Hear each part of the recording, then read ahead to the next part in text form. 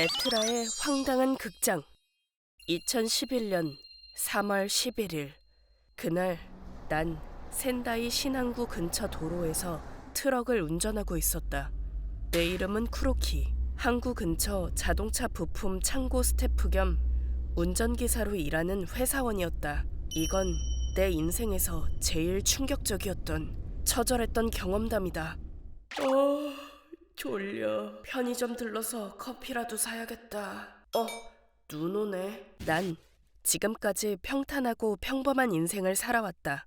평범한 집안에서 태어나서 자랐고 공부도 그럭저럭. 게임을 좋아해서 친구와 자주 집에서 게임 대결도 하고 고등학교 땐 좋아하던 아이에게 차이고 절박한 심정으로 공부에 매진한 덕분에 대학에 합격했다. 미안해.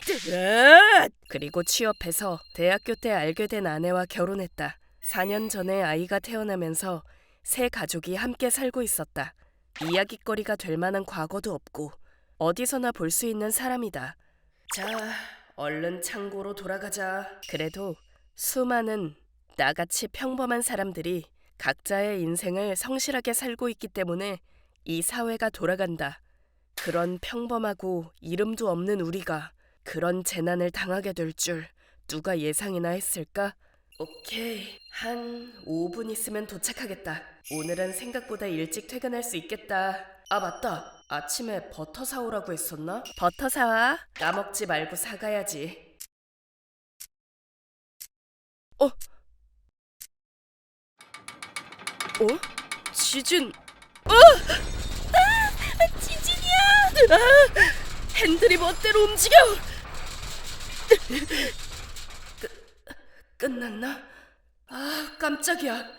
방금 진짜 세게 흔들렸어. 우리 집은 괜찮겠지 뭐. 꼼꼼한 아내 덕분에 지진 대비도 제대로 되어 있고 오늘은 유리도 일찍 데리러 간다고 했으니까. 문제는 우리 창고네. 죄다 떨어지고 난리 났을 것 같은데. 역시 야근 확정이겠네. 얼른 창고로 돌아가자. 난 별다른 경각심 없이 창고에 도착하면 아내에게 연락하자고 생각했다. 그러니 라디오를 켜서 현재 상황을 확인할 생각도 안 했다. 앞으로 무슨 일이 기다리고 있을지 아무 생각도 없이. 지진 때문인가? 차가 너무 막히네. 왜 저러지? 저 사람들... 거기 당신! 왜 그러시죠? 당신! 뉴스 못 들었어? 지금 난리도 아니야! 네? 무슨 난리요? 쓰나미야, 쓰나미! 바다를 봐! 네? 고개를 돌리자 바다에 검은 모래먼지 같은 것이 일고 있었다. 그리고 난 그때 겨우 깨달았다. 살면서 한 번도 들어본 적 없는 으드득거리는 불길한 소리가 울려 퍼지고 있다는 걸. 저게 쓰나미? 솔직히 난 아직 당황하지 않았다. 설마 저 쓰나미가 여기까지 올 거라곤 생각하지 않았으니까. 아니, 근데 어떡하지? 여기에 트럭을 놓고 가도 되나? 나중에 회사에서 잔소리 듣기 싫은데. 근데 이렇게 차가 막히면 더 갈 수도 없고. 아니, 만일의 경우를 대비해서 역시 트럭은 놓고 가는 게... 망했다! 물이 진짜로 여기까지 왔어! 고민할 때가 아니야. 빨리 도망쳐야 해! 나는 그제서야 트럭을 두고 내륙을 향해 달렸다. 하지만 거짓말. 벌써 물이 이렇게? 정말 순식간에 조금 전까지 내가 있었던 도로는 탁한 파도에 삼켜지고 있었다. 저 차 아직 사람이... 싫어. 죽고 싶지 않아. 이런 데서 죽는 거야? 왜? 어쩌다 이런 일이? 죽음이 코앞까지 왔다. 내 트럭도 쓰나미라고 알려준 운전기사의 트럭도 전부 탁한 파도에 삼켜졌고 우두둑 소리를 내며 차와 건물이 부딪히는 파열음이 울려 퍼지고 있었다. 카린, 유리, 엄마, 아빠! 틀렸어. 이제...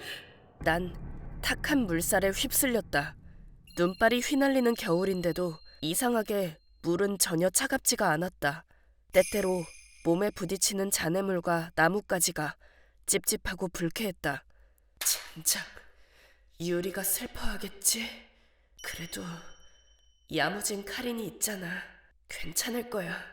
아, 그래도 그 둘의 머리를 다시 쓰다듬고 싶었는데.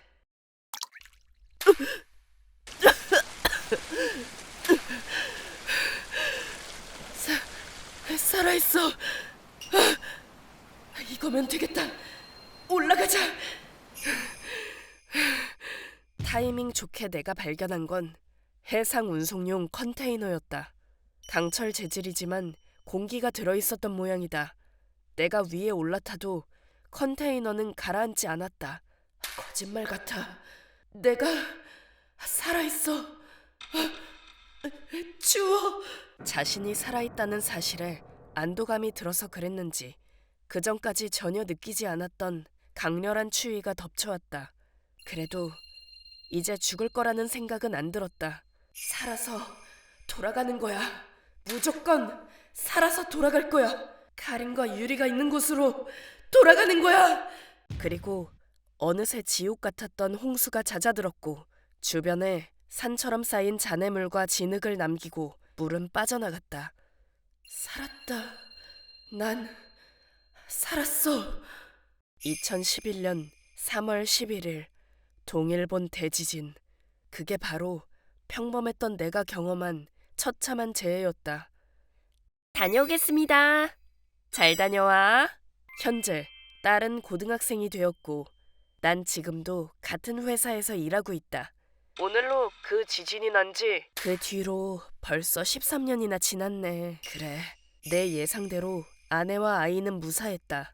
집은 약간의 피해는 있었지만 항구에서 거리가 꽤 있었고 아내의 지진 대비책 덕분에 우리 집은 무너지지 않고 무사했다.